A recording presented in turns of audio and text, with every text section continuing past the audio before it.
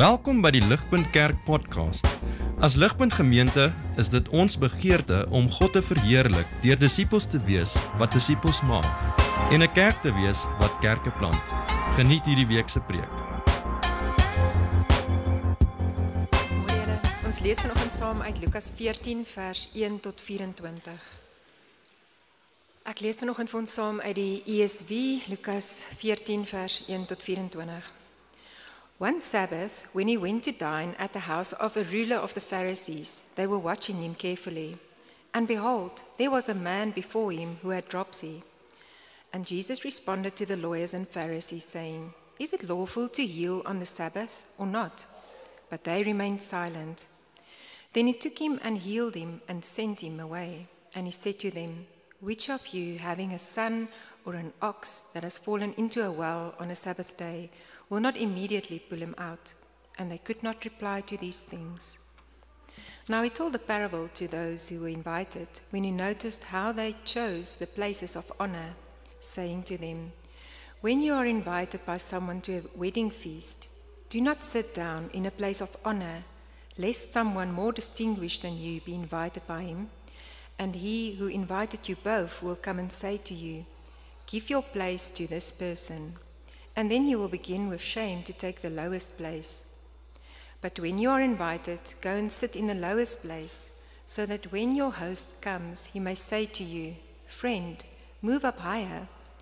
Then you will be honored in the presence of all who sit at table with you. For everyone who exalts himself will be humbled, and he who humbles himself will be exalted." He said also to the man who had invited him, "When you give a dinner or a banquet, do not invite your friends or your brothers or your relatives or rich neighbors, lest they also invite you in return and you be repaid.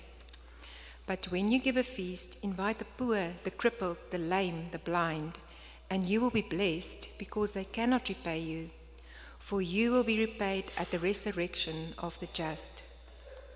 When one of those who reclined at table with him heard these things, he said to him, "Blessed is everyone who will eat bread in the kingdom of God." But he said to him, "A man once gave a great banquet and invited many.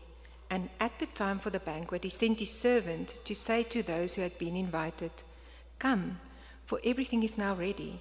But they all alike began to make excuses. The first said to him, 'I've bought a field, I must go and see it. Please have me excused.' And another said, 'I have bought 5 yoke of oxen, and I go to examine them.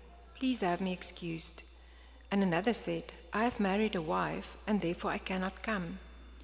So the servant came and reported these things to his master. Then the master of the house became angry and said to his servant, 'Go out quickly to the streets and lanes of the city, and bring in the poor and crippled and blind and lame.' And the servant said, 'Sir, what you commanded has been done, and still there is room.' And the master said to the servant, 'Go out to the highways and edges and compel people to come in, that my house may be filled. For I tell you, none of those men who were invited shall taste my banquet.'" Dis is die woord van die Here. Goeiemôre Ligpunt.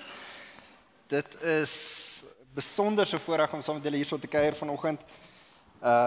As die kat weg is die mei's baas. Soos Gert sê, ek is die lang verlore seun wat weer kan terugkom, terug van die universiteit, dalk met 'n oorbel in die oor, wat kan saam kom kuier saam met julle hierso vanoggend. Dit is regtig lekker, en dit is lekker om saam met almal te gesels, veral as 'n mens terugdink oor waar Ligpunt begin het en tot waar die Here dit nou gevat het. Ek onthou, Anay en Maya was net gebore gewees toe ek by Ligpunt begin het, en nou is hulle al klaar op pad hoërskool toe. Giza was 'n jong man gewees. Ons het op al die Ligpuntkampe altyd die groot touch rugby wedstryde gehad van die onder 30s teen die bo 30s. Dit al wie basies in die kerk was.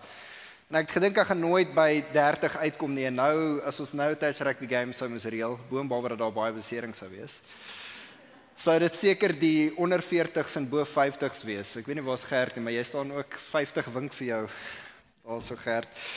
Maar nietemin is dit net 'n groot plesier om saam met julle hierdie oggend te deel. Ons gaan vanoggend na daai gedeelte kyk, en julle sal sien dat daar's 2 gelykenisse in die gedeelte in Lukas wat vir ons gelees is. Baie dankie vir dit, Willie. Elof het 'n ruk terug het hy die eerste gelykenis gepreek en ek het amper net daar vir ons gesit as konteks. Ons gaan in die tweede deel van Lukas 14 spandeer waar ons gaan kyk na daardie groot maaltyd wat gehou is, die gelykenis wat Jesus daarso vertel het. Ek wil graag vir ons bid en dan gaan ons in hierdie gedeelte inspring. Here, ons dankie net vir die voorreg om as u mense by mekaar te kom. En amper soos wat Gert verduidelik het, wat 'n voorreg is dit nie dat selfs wanneer ons trek of uitgestuur word of met ander dinge besig is, ons altyd nog steeds gebind met mekaar deur die Heilige Gees. En ons geniet dit vanoggend. En ek bid regtig dat vanoggend, selfs soos wat ons hierdie samekoms vier van om u woord, dat ons dit nie sal minag nie, dat ons nie dit sal lig opneem nie, dat ons nie die voorreg wat ons het om hierdie te kan doen, sal laat net verbygaan nie, maar eerder, Here, dat ons weer eens hierdie geleenthede sal gebruik om te kan sien wie u is en wie ons is in verhouding tot u.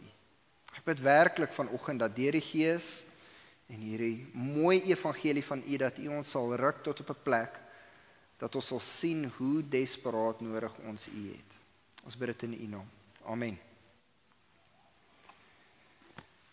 Ek dink is eenvoudig en maklik om te sê dat ongesonde gewoontes is deel van almal se lewens.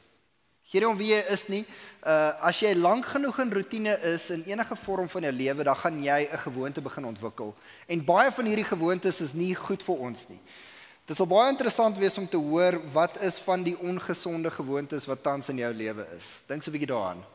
Wat is van daardie dinge wat jy doen, wat jy weet, dis eintlik lekker, maar jy moet dit nie eintlik te veel doen nie. Is dit die sjokolade wat jy een keer 'n dag eet na 'n maaltyd in die aand? Is dit jy wat 'n stukkie biltong koop en in die kar sit voordat jy in die huis gaan met jou kinders en dit alleen in die kar opeet? Is dit jy wat nie jouself kan help nie, voordat jy slaap, moet jy die nuutste nuus lees, of jy moet deur sosiale media gaan, of jy moet die weer kyk vir die volgende week, en dit is nie altyd goed vir jou om vinnig aan die slaap te kan raak nie. Wat is daardie gewoontes wat jy doen, wat net deel geword het van jou normale lewe, maar nie noodwendig die beste vir jou is nie? Is dit die feit dat jy uitoefening uitgeraak het? Is dit die feit dat jy te veel oefen dalk? Nie dat ek dink baie van ons is in gevaar van dit nie. Is dit plesiertjies wat jy geniet, wat maar net jou help om deur die dag te kom? Wat ook al dit is, baie van hierdie dinge is soos klein jakkelsies. Dit is, van die oog af lyk dit nie soos 'n groot probleem nie, maar gegeewe genoeg tyd kan van hierdie dinge ons produktiwiteit en selfs ons gesondheid beïnvloed. En omdat iets so geleidelik gebeur, omdat dit so deel raak van ons daaglikse roetines, is hierdie gewoontes gewoonlik moeilik om af te skud. As jy dit vir 'n tyd eers lank aangeleer het om dan te verander, verg iets groot. Dit verg iets buite die normaal. Gewoonlik moet jy eers 'n skok kry. En niks gee ons so groot skok soos wanneer jou gesondheid bedreig word nie. As iets met jou gebeur en jy kry 'n gesondheidsepisode wat jou uiteindelik in die hospitaal sit en jy besef en die dokter sê vir jou, tensy jy nie groot veranderings in jou lewe maak nie, gaan hierdie nie goed vir jou uitdraai nie. In mediese terme het hulle eintlik 'n masjien wat dit vir ons baie goed illustreer. Dit is die werk van 'n defibrillator, of in Afrikaans 'n verskriklike woord, 'n defibrillator. Nie geweet, dit is 'n ongelooflike slegte woord, maar ons moet dit nou maar gebruik. En dis 'n masjien wat jou hart deur elektrisiteit skok as hy eers gaan staan het om weer tot normale sinusritme te gaan. Dit illustreer amper wat baie van ons nodig het om ons uit 'n slegte gewoonte uit te kry om weer ons lewens te hersien. Die probleem is, as 'n mens wag tot en met so 'n situasie, is dit redelik ekstreem. En dit werk nie altyd nie. Hierdie ekstreme skoksituasies kan of lei tot iets goed, of jy kan uiteindelik net gaan tot op 'n doodloopstraat. Eerder wat ons wil doen, en daar's baie video's en podcasts daar buite oor hoe mense dit kan doen, maar jy wil gereeld jou lewe hersien. Jy wil kyk na jou gewoontes, jy wil kyk na jou roetines, en jy wil vir jouself die vraag vra, is hierdie waarmee ek myself wil besig hou? Is hierdie dinge wat ek nou mee besig is, help dit my om die persoon te wees wie ek uiteindelik wil wees? Is dit hoe ek graag wil hê my gesondheid moet lyk, my verhoudings moet lyk, of my werk moet lyk? Indien ons dit nie doen nie, kan dinge buite beheer raak. En dit is nie net waar van ons gesondheidslewe nie, dit is nie net waar van ons verhoudings en van ons huwelike en van ons werk nie, hierdie is ook waar van ons geestelike lewe. In Pretoria, Suid-Afrika, is daar baie voordele wat ons geniet in hierdie Christelike samelewing. Ons hoef nie bang te wees dat ons vervolg gaan word vir die feit dat ons eenvoudig Christene is nie. Ons kan openlik, ons vriende is almal Christene. Daar is baie Christenskole daar buite. Selfs die skole wat nie Christen is nie, het nog steeds 'n Christen ondertoon, veral as jy in 'n Afrikaanse skool is. En so ons samelewing het almal hierdie Christen ondertoon wat baie goed is vir ons, en dit is ongelooflik goed dat ons kinders in hierdie samelewing kan groot word. Daar is tog sommige gevare vir ons om in so 'n samelewing groot te word. En een van daardie gevare is presies dit, dat ons slegte gewoontes en roetines in ons geestelike lewe kan begin ontwikkel, wat uiteindelik dodelik vir ons kan wees. En een van die redes hoekom hierdie moeilik is, of hoekom hierdie gebeur, is want in 'n geestelike of in 'n Christen samelewing word die plek waar ons geestelike groei meet, die mense langs aan ons. Dit word ons vriende en dit word ons samelewing. En so as jy kyk na jou geestelike gesondheid en jou roetines en jy wil seker maak dat jy nog alright is, dan kyk jy net na die mense rondom jou. En dan stel dit jou gerus, want almal doen dieselfde as jy. Maar eintlik, die plek waar ons dit behoort te meet, is die waarheid met die Bybel en uiteindelik direk saam met God. Indien ons dit nie doen nie, dan is ons in gevaar om uiteindelik ons geloof skibreek te laat lei. Vriende, hierdie is presies wat gebeur het met die Jode. Oor honderde, duisende jare was hulle vertroud met die idee gewees dat hulle eenvoudig God se mense was. En omdat hulle God se mense was, het hulle net aangeneem dat hulle deel is van hierdie koninkryk, en hulle het begin sekere gewoontes en tradisies ontwikkel wat eintlik baie ongesond vir hulle geestelike lewe was. En dit is presies wat ons ook vandag gaan sien in hierdie gelykenis. Wat die Jode nodig het, wat ons dalk vandag hierso nodig het, is om hersiening toe te pas. En dalk is dit al 'n bietjie verder vir van ons. Ek weet nie waar is almal van ons vanoggend tot ons geestelike lewe nie. Dalk is julle self soos ek, waar mense deur 'n seisoen gegaan het waar jou hart net effens koud begin raak het teenoor God. Wat ons dan nodig het, is om uiteindelik geskok te word. Om geskok te word tot op 'n plek om weer te besef, ons moet veranderinge maak vir ons geestelike lewe om te oorleef. En dis presies wat gelykenisse doen. Dis wat Jesus gedoen het, soos wat hy gelykenisse vertel het. Die hele doel van die gelykenisse was om die gehoor te skok tot verandering, tot bekering. Jesus het strategies in situasies ingepraat, sodat mense of die gehoor hulle self kon identifiseer daarvan, geskok word en dan verander. En hierdie hoop ek sal ook ten minste op 'n goeie manier waar wees vir ons vandag. Soos wat ek gesê het, net om so 'n bietjie konteks vir ons te gee, Elof het voorheen gepreek oor die gelykenis van die bruilofsmaal, en hierdie gelykenis wat ons nou vandag gaan kyk, word vertel op dieselfde geleentheid. Dit is waar Jesus op die Saterdag, dit was basies 'n Sondag soos vanoggend, nadat hulle 'n bietjie 'n Sondagoggenddiens gehad het, het hulle besluit om 'n Sondagmiddagete saam met mekaar te doen. Maar hulle doen dit nie net by enige plek nie, hulle gaan na die hoofdominee se huis toe, die leier van die Fariseërs, en hulle besluit, hulle gaan by hom Sondagmiddagete eet. En hierdie aangeleenthede was redelik belangrik in Joodse kultuur geweest. En soos wat hulle rondom die tafel sit almal en hulle geniet hulle self, en Jesus sien waarmee hulle besig is en hy begin in die situasie in te praat. Maar om te verstaan wat se trefkrag Jesus se woorde gehad het, moet jy ook so 'n bietjie Joodse eetpartytjies verstaan. Jy sien, Joodse kultuur, die eenhede waarin hulle gewerk het, of die ding wat vir jou eintlik status gegee het, is iets wat ons noem eer en skaamte. Hoe meer eer jy in die samelewing gehad het, hoe meer deure het dit vir jou oopgemaak. Hoe meer skaamte jou familie gehad het, hoe minder geleenthede het jy gehad. Beide sosiaal, finansiëel, besigheid, op alle vlakke. En so wat ook al die mense gedoen het, is hulle wou seker maak dat hulle plekke van eer vir hulle gekry het. En hierdie het gewoonlik op twee maniere gebeur. Jy het eer gekry deur finansiëel welaf te wees, en jy het eer gekry deur die gewone godsdienstige speletjies wat hulle gedoen het daardie tyd ook goed te doen, om rein te wees.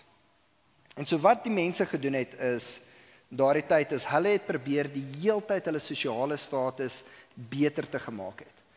En een manier wat hulle doen is 'n proses van, my groot woord vir die oggend, resiprositeit. Basies, die ou RSG-program iets vir iets.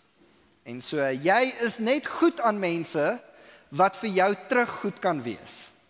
Jy sal mense nooi na 'n partytjie toe wat jou weer op hulle beurt sal kan nooi na hulle partytjie toe. En so jy moet seker wees dat die mense wie jy nooi en die mense wat vir jy uithang van 'n bepaalde sosiale klas is. Hulle moet hoog wees op die hele sosiale leer, want hulle behoort dan dieselfde gunste wat jy aan hulle bewys het, moet hulle weer terug aan jou kan bewys. En dit is wat by hierdie partytjie gebeur. Jy sien net die social elites by hierdie partytjie. Dit is die beste mense, dis die hoofdominees, die skoolhoof was 10 ook daarso gewees en hulle almal is hierso rondom besig en waar ook al jy gesit het op hierdie tafel het ook bepaal hoe belangrik jy was en so hulle het nog musical chairs ook gespeel rondom die tafel en Jesus sien hierdie hele speletjie afspeel en hy praat in die situasie en hy vertel eers in sy gelykenis en dan op die einde van die gelykenis sê hy hierdie is nie wat julle behoort te doen nie.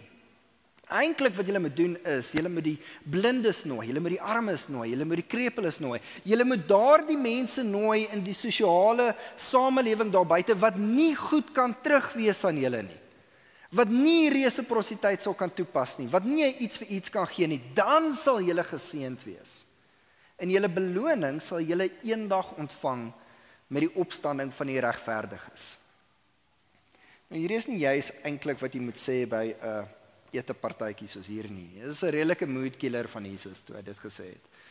Ja, ek is seker die kamer het bietjie stil geword. Mense het ongemaklik begin rondskuif waar hulle nou moet sit. En een van die mans wat by die tafel gesit het, ek dink nie hy het geweet wat om te sê nie of hy het een glas te veel wyn gehad, maar hy om die stilte net te breek sê hy die volgende vir almal daarso, maar geseënd is die wat eendag brood gaan eet in die nuwe koninkryk. Dit is 'n vreemde ding vir hom te sê in hierdie awkward silence wat daar so in die gang is. En die rede hoekom hy dit sê, of eintlik wat hy sê is, ja, dit is werklik geseënd wees Jesus wat jy nou gesê het, as ons dit sal doen en goed sal wees oor die armes, maar gelukkig, geseënd is die wat uiteindelik net deel is van die koninkryk van God. Want hier om wat op hierdie aarde gaan gebeur nie, hulle sal eendag met die opstanding van die dooies in die nuwe Jerusalem sal hulle die feesmaal saam met Jesus of saam met God geniet. En hier is 'n baie interessante ding wat die man aanneem soos wat hy dit sê. Wat daai man bedoel soos wat hy dit gesê het, is dat hy en die hele gespuis rondom die tafel, die social godsdienstige elites, hulle gaan outomaties deel wees van daai nuwe feesmaal in die nuwe koninkryk. En so hy het totaal en al gemis wat Jesus gesê het. Hy wou so half net aanklank gevind het. En die rede hoekom hy dit gesê het is weer eens tweeledig. 1. Hy het aangeneem omdat hy 'n Jood is en dit die Joodse gepepel daarso binne die kamer is dat hulle noodgedwonge deel van die nuwe hemel en die nuwe aarde gaan wees, want die Jode is deel van die uitverkore volk van God. God het hulle geroep van Abraham. Hy het vir hulle die wette gegee deur Moses. Hy het selfs deur die koning Dawid het hy beloof dat daar 'n koninkryk of 'n koning altyd van Dawid se nageslag sal wees wat op die troon sal sit. En hulle tog is die nasaad van Abraham. En so noodgedwonge deur hierdie proses omdat hulle Jode is, God het hulle geroep, hulle sal deel wees van die koninkryk van God. En nie net dit nie, hulle is nie net enige Jode nie, hulle is ook Jode aan die bokant van die godsdienstige leer. Hulle is die ouens wat die speletjie reg speel. Hulle is finansiëel wel af. Hulle is godsdienstig rein. Hulle is op 'n plek waar hulle aansien het in die sosiale samelewing. So natuurlik moet hulle die wees wat dit ook reg doen. Nie net is God tevrede met hulle nie, maar die mense moet ook tevrede wees met hulle. En so geseënd is hulle wat saam met God brood gaan eet in die nuwe koninkryk. In reaksie tot dit vertel Jesus die volgende gedeelte wat ons gedeelte is van vers 16 af. Jesus sê daar was 'n man wat 'n groot maaltyd gereël het. En soos wat ons nou gesien het, hierdie maaltye was redelik belangrik geweest in Joodse kultuur. En wat die man doen ter voorbereiding is, hy stuur uitnodiging vir klomp belangrike mense uit en sê, ek is besig om hierdie maaltyd voor te berei, wanneer die tyd reg is, wil ek graag hê julle moet saam met my kom vergesel en hierdie maaltyd saam met my kom geniet. En julle moet julle self reg kry. Kies jou beste sondagklere uit, maak ook klaar seker dat die rok pas, ons gaan partytjie hou. Maar, toe die tyd gekom het, stuur hy sy knegte om hierdie mense te nooi en sê die maaltyd is uiteindelik reg. Kom en geniet dit saam met my. Sorg dat julle hierso kom. Maar dit is presies hier waar die storie 'n bietjie 'n wending vat. Ons sien dat die eerste een sê dat hy het 'n werksverskoning. Hy het lande gekoop wat hy nog nie gesien het nie, wat hy moet gaan inspekteer. Die tweede een het meer 'n verskoning met sy besittings. Hy sê hy het nuwe osse gekoop, hy moet hulle gaan inspekteer, hy kan ongelukkig nie kom nie. En die derde een sê nee, hy is nie getroud en hy kan ook nie kom nie. Verstaan nie hoekom dit 'n verskoning is nie, maar hy kan ook nie na die maaltyd kom nie. Soos wat die meester hierdie gehoor het, die persoon wat die maaltyd voorberei het, het hy ongelooflik en briesend kwaad geword. En hy sê toe vir sy knegte iets baie vreemd. Hy sê, moenie daardie mense nooi nie. Gaan, nooi die blindes, nooi die krepeles, nooi die lammes, nooi daardie mense wat ons normaalweg nie sal nooi, dat hulle sal inkom in hierdie maaltyd saam met ons gaan geniet. En sy knegte gaan en doen dit. Dis die tweede uitnodiging. Maar sy knegte kom terug en sê, meester, ons het dit gedoen, maar daar is steeds plek in die huis. En hy sê, ek wil graag die huis vol hê. Gaan nog verder, gaan na die hoofpaaie, gaan na die bypaaie toe, gaan daarso waar die mense normaalweg nie is nie, buite die stad, nooi nog mense. Ek wil graag hê my huis moet vol wees, dat ons hierdie feesmaal kan geniet. Maar voorwaar sê ek vir julle, daardie groep, wat die eerste uitgenooi het, sal nie hulle mond aan my feesmaal sit nie. Dis 'n interessante gelykenis wat Jesus vertel by hierdie feesmaal wat hy selfs by is. En hier is hoe gelykenisse normaalweg gewerk het, is daar was 'n paar raakpunte gewees waar die gehoor elemente van die storie kon identifiseer, en dan was daar ook een of twee skokpunte, soos wat ons vroeër genoem het. Skokpunte om die gehoor te skok of tot aksie te lei. Die doel van die gelykenis was juist sodat die gehoor kon identifiseer met wat vertel is en dat die skok of die wending van die gelykenis hulle gedragspatrone sal laat verander. En so gelykenisse gaan oor verandering. Hoe groter die trefkrag of die skok van die gelykenis, hoe beter die kans vir verandering. En hierdie gelykenis het twee skokpunte. Het twee dinge wat duidelik sou uitgestaan het vir Jesus se oorspronklike gehoor. Die eerste een, wat baie vreemd sou wees, soos wat die mense na hierdie gelykenis gehoor het, is die huiwering van die eerste groep mense, wat die eerste uitnodiging ontvang het, om te kom en op te daag vir die feesmaal. Dit sou vir hulle baie vreemd gewees het om te hoor dat mense wat alreeds voorheen geweet het dat 'n feesmaal op pad is, hulle het die RSVP gekry op Facebook en dat hulle dit klaarblyklik nog steeds sou misloop. Hierdie feesmaal word deur 'n ryk en belangrike man gehou en normaalweg as iemand belangrik in 'n sosiale status iets hou, dan sal jy alles los en jy sal seker maak dat dit baie uitkom. En nie net dit nie, wat 'n verdere skok vir die gehoor sou gewees het, is dat die verskonings vir die mense gegee het baie vreemd was. Wat se tipe mens koop 'n stuk grond, maar jy het dit nog nie self besigtig nie? Wat se tipe mens koop osse, maar jy het nie self van die bek gaan kyk na die tande om te kyk hoe oud die osse is nie. Dit sou nie gebeur het nie.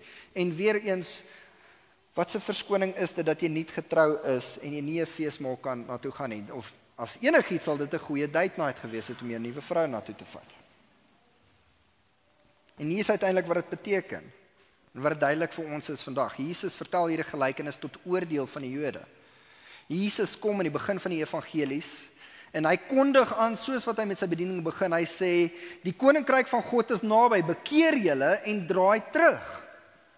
En baie mense hoor die boodskap van Jesus, hulle sien die wonderwerke wat hy doen en tog doen hulle niks nie. Jesus het baie duidelik in die begin van sy bediening duidelik gemaak dat hy is die uitverkore een, hy is die lam wat die sondes wegvat van die wêreld, en tog het mense nie gedraai nie. En so wat volg is oordeel op die Jode. Hulle het die eerste uitnodiging gekry van God om deel te wees van hierdie uitverkore mense, om deel te wees van God se uitverkore nasie, en tog het hulle die koning misgeloop. Tog het hulle nie die feesmaal erken nie. En as gevolg van dit, as gevolg van koue, apatiese harte, is daar uiteindelik oordeel wat oor die Joodse nasie kom wat nie Jesus as die Christus aanvaar het nie. Die man by die feesmaal wat saam met Jesus eet, aanvaar dat hy deel sal wees van die uiteindelike bruilofsmaal van die Lam in die nuwe Jerusalem. Maar die waarskuwing van hierdie gelykenis is dat daar baie mense sal wees wat vertroud is met God, wat vertroud is met die godsdiens en tog die bruilofsmaal gaan misloop. So vriende, nie net is dit 'n waarskuwing vir Jesus se gehoor en vir die Jode destyds nie, maar dit is 'n baie duidelike waarskuwing vir ons ook hier vandag. Wat ons nie wil doen, is eenvoudig aanvaar dat ons deel van daardie feesmaal gaan wees nie. Wat ons nie wil doen, is eenvoudig gerus terugsit en dink dat ons eregaste gaan wees by daardie feesmaal nie. En ek weet hoe julle dalk voel, want ek voel dieselfde. In 'n sin is hierdie baie ontstellende nuus. Wat erger is dit as om hierdie dinge te weet in 'n tog mis te loop? En wat ons nie kan doen, is dit slegs toeskryf van konteks nie en sê hierdie was slegs vir die Jode bedoel nie. Nee, hierdie is vir enige iemand wat al te doen gekry het met Christendom, vir enige iemand wat al gehoor het van Jesus, vir enige iemand wat al in 'n mate geleer het van wat die Bybel sê en wat Jesus kom doen het en van die kruis en van daardie dinge gehoor het, wat vertroud is met hierdie boodskap, gerus is, maar amper apaties is tot hierdie boodskap en nie oorgaan tot aksie nie. Maar wanneer ons gaan krap agter die rede hoekom ons dink ons uiteindelik gered is, mag daar vir baie van ons 'n vals sekuriteit staan. In 'n sin wil ons natuurlik mekaar gerusstel van ons verlossing. Ons weet dat Jesus genoeg is. Maar is dit werklik waarin ons geloof sekuriteit vind? Baie van ons ken die antwoorde. Baie van ons het te doen met Jesus, maar eintlik is ons harte geleidelik besig om kouer te word. En die probleem is dat hierdie manier van dink kom nie oornag nie. Dis 'n manier van dink wat oor jare inkruip. En 'n goeie voorbeeld van hierdie is die Mennonite kerk. Ek weet nie wie van julle het al gehoor van die Mennonite kerk nie. In Engels is dit die Mennonites. In die 1600s tydens die reformatie het Luther weggebreek van die Rooms-Katolieke kerk en dan van Luther af het daar nog 'n groep weggebreek, maar hulle was ook deel van die hervormers gewees en hulle was die Mennonite gewees. En die Mennonite, soos Luther, het vasgehou aan die boodskap van die evangelie en hulle het vasgehou aan die praktyke van die evangelie. Maar vandag, as jy na die Mennonite kerk kyk, dan sal jy sien dat hulle totaal en al afgedwaal het en dat hulle klomp vreemde goeters glo. En wat mense gedoen het, is hulle het so 'n bietjie gaan kyk na die geskiedenis van hierdie kerk om te kyk waar het dinge verkeerd geloop. Wat is van die dinge wat gebeur het wat net eenvoudig sleg was vir hierdie kerk? En baie van die geskiedkundiges kon 'n patroon identifiseer. En dis iets wat nie skielik gebeur het in die kerk nie, maar iets wat geleidelik oor tyd plaasgevind het. En David Gibson is die ou wat navorsing hierso oor gedoen het. En hy skryf die volgende, hy sê, "You might have heard the story of the Mennonite Brethren movement, and one particular analysis goes like this.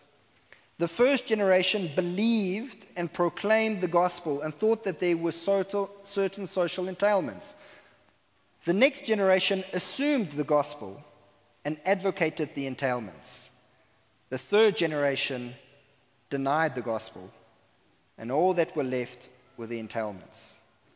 This story has been repeated to one degree or another many times over. One thinks of the United Methodist Church, the Disciples of Christ, the PCUSA, the Episcopal Church, the American Baptist, etc. These denominations and others have experienced the devastating spiritual atrophy that comes with moving away from the church's one essential message." Justin Taylor sê soortgelyk in 'n Gospel Coalition artikel dat elke kerk is een generasie weg van om dood te gaan. Dit vat een generasie om alles wat ons voor gestaan het en waarvoor ons gewerk het, te laat doodgaan. En dit begin by iets so eenvoudig soos by Christene wat passief is oor hulle geloof.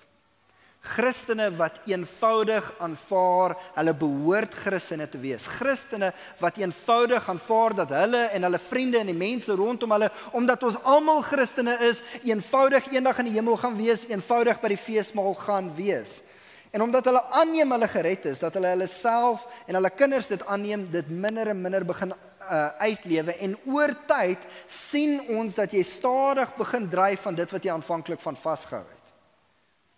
John Bunyan, die ou wat Pilgrim's Progress geskryf het, het ook 'n ander boek voor dit geskryf. Hy praat oor Grace for the Chief Among Sinners, en hy sê dat hierdie is wat Satan se strategie is. Satan gee nie om dat hy jou vandag wen nie.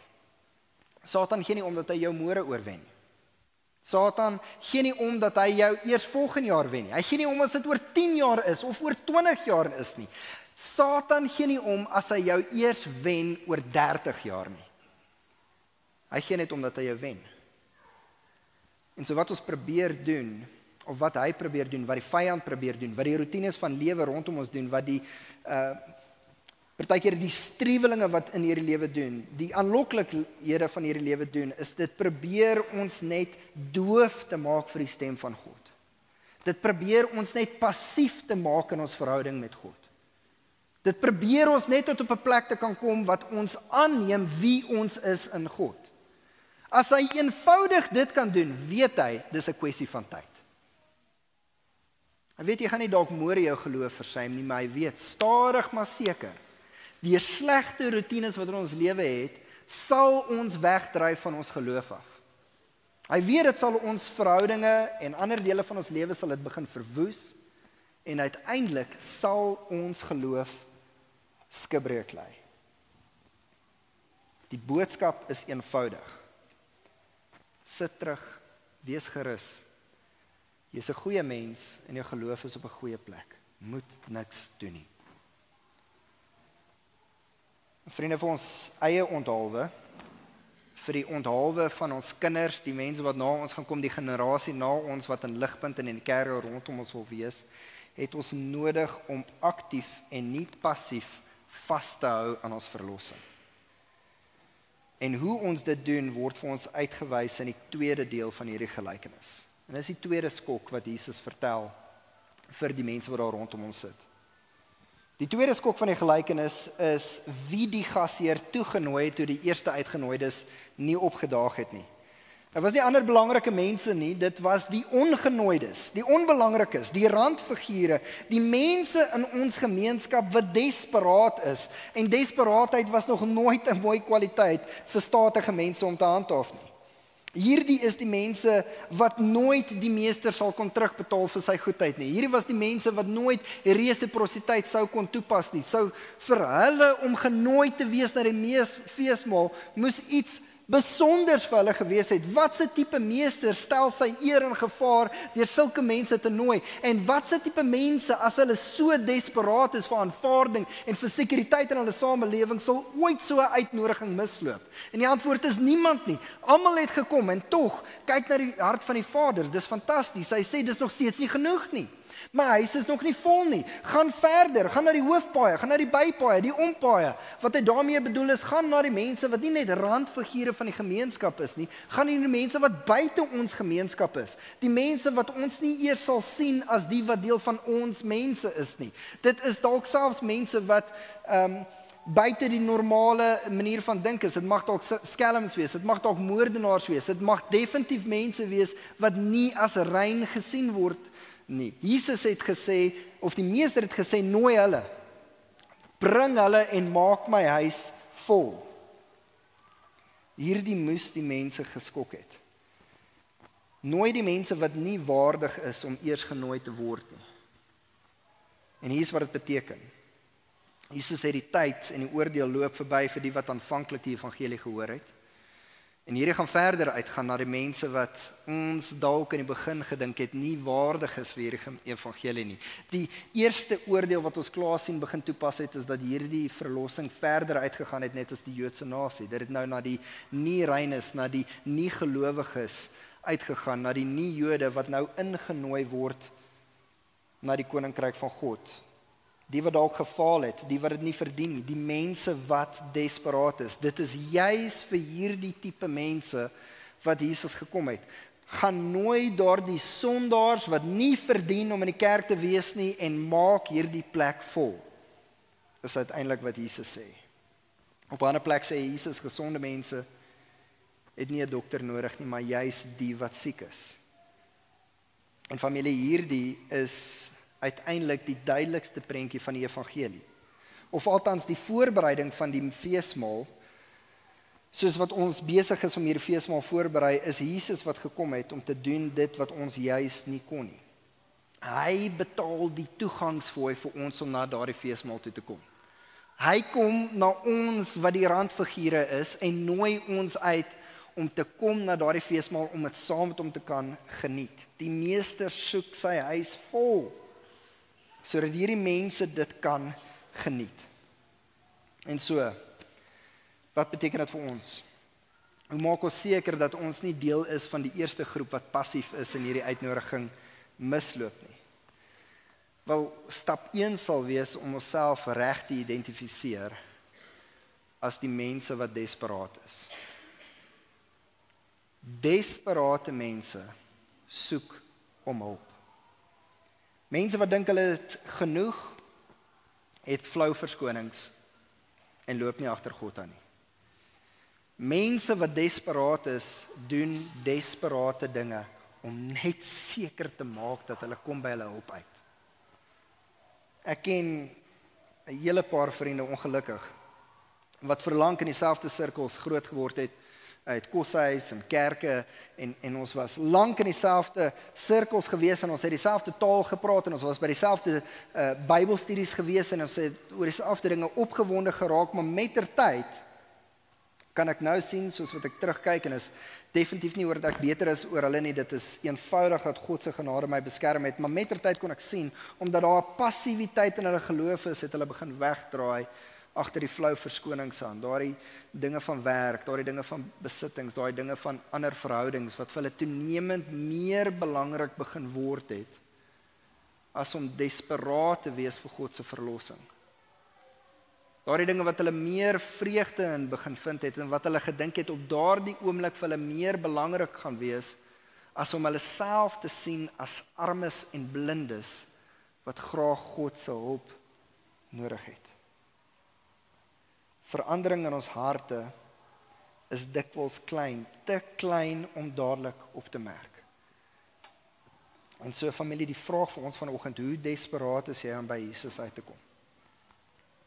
Hoe desperaat is jy om eenvoudig daagliks met God te kan praat, jou hart te kan deel met ander mense van die geloof, om seker te maak dat jy ontbloot elke deel van jou lewe, sodat daar nie 'n plek is in jou lewe waar jy agter ander dinge begin aanloop nie, of hoe gewoond het ons begin raak in ons normale weeklikse roetines. Hoe normaal het die evangelie begin proef vir jou, dat jy gewoond is in die smaak en net begin aanneem, maar jy hoort hier. Ons is mooi aangetrekte mense hierso by Ligpunt. Hier is ons mense, dit is ons plek, ons almal gaan na dieselfde plek toe. Of in watse mate is ons gretig om mekaar gereeld terug te wys na hierdie goeie feesmaal. Dalk 2 dinge om voor op te let, en hiermee maak ek klaar. Omdat die verandering dikwels klein is in ons lewens, en ons harte op klein maniere begin vreugde op ander plekke soek, is dit moeilik om in die oomblik altyd raak te sien, waar is dit waar ek meer aan my gewoontes toegee en nie aktief agter Jesus aan te loop nie. Die eerste simptoom om dalk raak te sien is onvergenoegdheid. Onvergenoegdheid dat dinge gaan net nie soos wat dit behoort te gaan met jou nie. Hoekom het jy nog nie die werk wat jy het nie? Hoekom is jy nog nie in die verhouding wat jy wil wees nie? Hoekom gaan dinge nie net nog beter vir jou nie? Hoekom kyk God nie beter na jou nie? Kyk al hierdie dinge wat jy vir God doen. Hoekom is jou lewe nog nie waar jy wil hê dit moet wees nie? As jy na oral rondom ons kyk, en maak geen fout nie, hierdie wêreld is gebreek.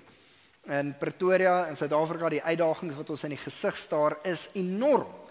En soos wat ons die golwe rondom ons kyk, as dit die grootste ding is wat ons aandag aftrek, dan natuurlik die bitterheid wat in ons hart is, gaan kweek tot onvergenoegdheid, en ons gaan kyk na die meester, en ons gaan begin vir onsself te bevraagteken, is hy regtig so goed? Want die dinge wat ek eintlik wil hê, gee hy net nie vir my nie. Die teendeel daarvan is net so waar. Die plek waar dit begin, om aktief agter God aan te loop, is dankbaarheid.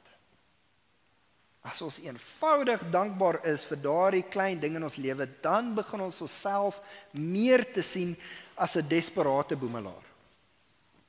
'n Desperate boemelaar wat slegs kos vir daardie dag gekry het.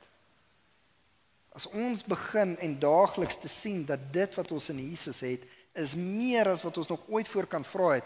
Natuurlik die probleme gaan nie weg nie, en die uitdagings is nog steeds daar, maar uiteindelik wat dit gaan doen is, dit gaan ons ingeprop hou in dit wat ons red, wat die evangelie van Jesus is. Meer as Christene, meer as om net 'n samelewing te wees wat al die goeie Christene dinge doen. Een ding wat ek vir myself wil hê en wat ek deurgeskok wil wees, is dat ons desperaat moet wees. Desperaat om te sien dat daagliks kort ons God se verlossing. Amen. Ja, God so ontstellend, so dit eintlik voel vanoggend, soos wat 'n mens met harde realiteite in die gesig staar, waar as 'n mens moet eerlik wees, dit so maklik is net om toe te gee aan roetine en gewoontes, waar die realiteit van wat u reeds gedoen het en steeds besig is om te doen in elkeen van ons harte net nie meer so vars is nie en net nie meer so helder vir ons is nie. En wat ons begin ingee vir aannames en passiwiteit. Dat dit is hoe dinge behoort uit te werk en ons behoort gered te word en ek behoort na gekyk te word en my lewe moet 'n bepaalde standaard wees en ons begin hierdie partytjie te maak rondom ons eer en wat ons moet toekom en ons haal die oë af uiteindelik van u, die gasheer, van u die koning. Maar nog meer van dit, Jesus, as u wat ook die lam is wat vir ons geoffer is. Here, ons sondige harte moet gereeld teruggeruk word. Ek bid dat hierdie proses van skok en terugruk na u, om desperate Christene te wees, dat dit tog ook een sal wees van liefde. Dat ons bo alles die Vader se hart sal raak sien. Dat dit wat u wil doen, God, is ons nie deur slegte omstandighede terug te ruk nie, is nie deur ons te wys wat ons behoort te doen nie, maar dit is 'n Vader se hart met 'n begeerte om meer mense in die huis in te nooi. Mag ons daardie goedheid van u raak sien en besef dat alles anderste is flou. En help ons om die oë konstant op u te rig. Amen. Vir meer inligting oor Ligpunt Kerk, besoek gerus ons webwerf op www.ligpunt.com of kontak ons gerus by info@ligpunt.com.